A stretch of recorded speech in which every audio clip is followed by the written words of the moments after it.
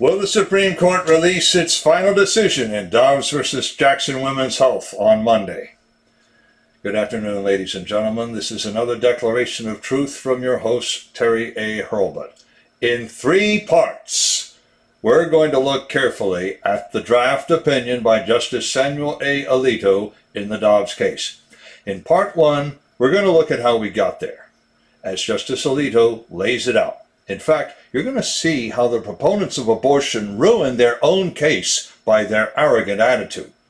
Then in part 2, we're going to show how Alito takes the Roe and Casey cases apart and shows how they failed to establish a constitutional right to abortion. Part 3 will finish with a discussion of how the court nearly destroyed its reputation in trying to save it, and how it must uphold its decision now or get a real reputation for caving that it will never live down. Before I begin, I want to shout out to the sponsor of this channel, which is Conservative News and Views. Link in the description. Be sure to check out the awesome CNAV Store. Scroll down near the bottom for that link. Lots of good merchandise there, including this rhino hunting t-shirt. While I'm on the subject, I want to shout out to another sponsor, BitNext. This is your replacement for Zoom, Slack, the Google G Suite, Microsoft Office 365, Dropbox, WeTransfer, and Chili Piper, among others.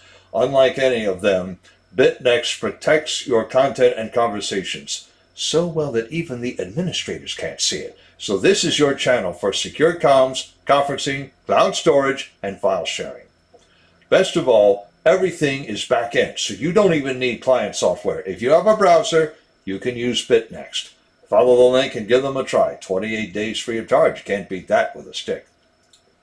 All right, ladies and gentlemen, our constitutional law class will now come to order. First, let's answer the question, no doubt uppermost in our minds. Will the Supreme Court release an opinion on the Dobbs case on Monday? Answer, we don't know. We know only from SCOTUS blog that May 16th will be an opinion day. As history shows, the court never says in advance what opinions in what cases it will release. But we do know that demonstrations continue in front of the houses of 5 justices, including Samuel A. Alito. He drew the assignment to write for the majority in Dobbs, and in his opinion, Roe v. Wade must go. As ever, I have a link in the description to the Alito Draft, so if you're in front of a computer, you can click on it and follow along. But make that a right click. You don't want to navigate away from this video after all. Okay, Justice Alito begins with a simple timeline. Contrary to modern belief, individual states and territories wrote their own laws on abortion for 185 years. Alito includes, in 2 appendices, 37 citations of state laws forbidding abortions, 13 citations of territorial laws, and 1 citation that made abortion unlawful in the District of Columbia.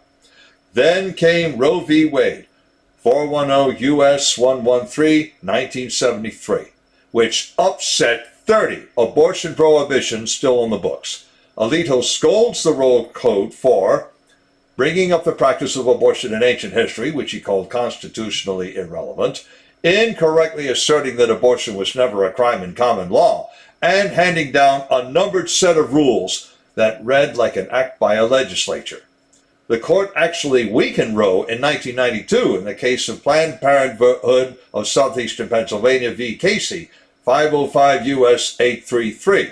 Alito tells us that the Casey court discarded the trimester system of Roe. Instead, they said no state may impose an undue burden on a woman seeking an abortion. In the case at hand, wait 24 hours? Check.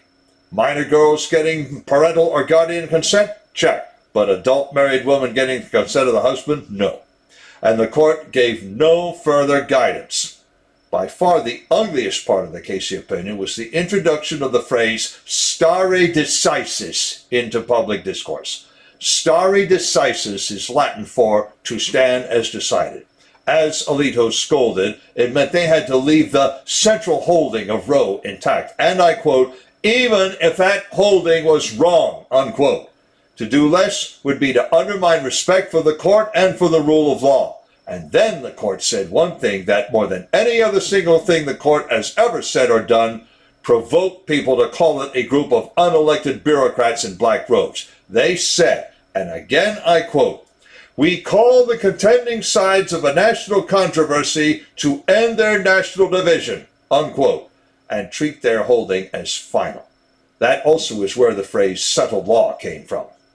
That case did like hell settle the controversy. Different states passed different laws. Advocates for abortion continue to sue away law after law, though occasionally the court would chip away at Roe bit by bit, though not as thoroughly as Casey did.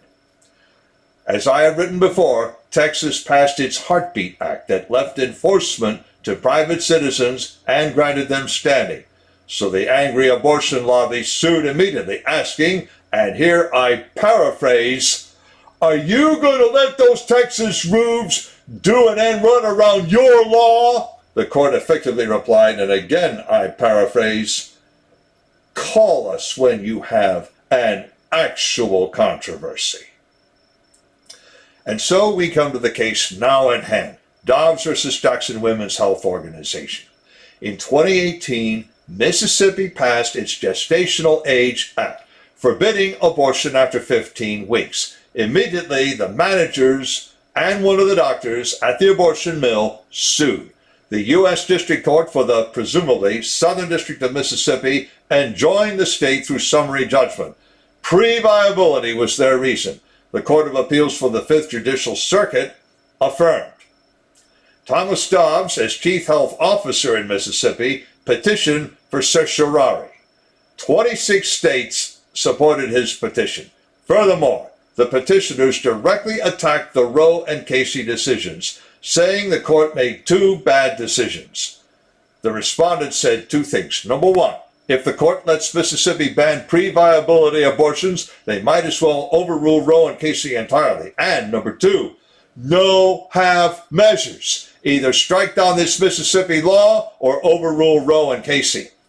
Well, if that sounds like an ultimatum, that's because that's exactly what it is. And from the preliminary vote, that seems to have been enough for Alito, Thomas, Barrett, Gorsuch, and Kavanaugh to say, and again I paraphrase, "All right, you're gonna get your wish." If any one thing frosts a judge, it's a party to a case daring to give that judge an ultimatum. Whoa. So when Chief Justice Roberts assigned Samuel Alito to draft the majority opinion, anyone could predict the outcome. When we come back in part 2, we're going to dive into the meat and potatoes of the Alito Draft opinion. When I finish, you will see that there is fire coming off the pages, and you will understand why. Links in the description to the article, to the Alito Draft, to the many videos I have already recorded on this subject, and to conservative news and views. I have another link to the awesome online store and to BitNext, as I mentioned. And if you like what you heard, you can like this video and subscribe to this channel. This is Terry A. Hurlbut delivering another declaration of truth and reminding you to let the truth set you free.